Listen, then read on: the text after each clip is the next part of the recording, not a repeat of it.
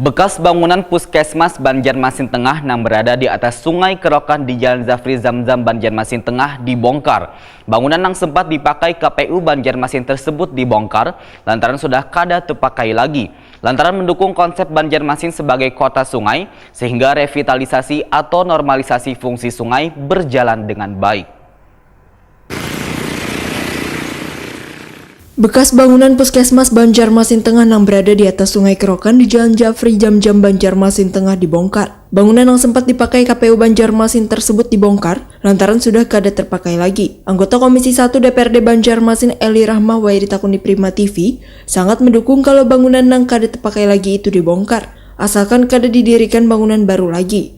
Lantaran mendukung konsep Banjarmasin sebagai kota sungai sehingga revitalisasi atau normalisasi fungsi sungai berjalan dengan baik.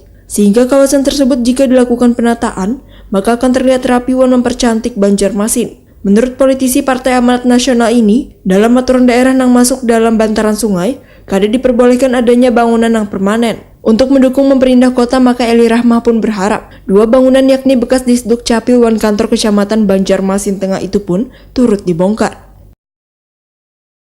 Jadi terkait masalah pembongkaran ex-Puskesmas yang di Zafri Zamzam itu kan sebetulnya memang daerah bantaran sungai, ya kan, dimana memang aturan kita untuk wilayah bantaran sungai itu tidak ada bangunan atau gedung yang apa istilahnya yang permanen, artinya kan seperti itu. Nah, saya sih sebetulnya sependapat sekali kalau itu memang dibongkar, ya kan. Pertama sesuai dengan aturan kita, ya kan. Jadi akan tetapi persoalannya adalah untuk kalau itu dibongkar, pemerintah Kota Banjarmasin juga harus betul-betul memperhatikan kemana lagi bangunannya dibangun, karena jangan sampai karena istilahnya tidak ada bangunan pengganti, artinya tidak ada bangunan pengganti Puskesmas itu nanti didirikan di mana, karena ini juga menyangkut kepentingan warga Banjarmasin, Kota Banjarmasin yang ada di wilayah Zafri Zamzam. Kalau misalnya terkait masalah pembangunan wisata air kan sebenarnya itu lebih memperindah, ya kan, lebih memperindah. Akan tetapi kan itu nanti dibangunkan siring, ya kan, di sebantaran itu kan dibangunkan siring.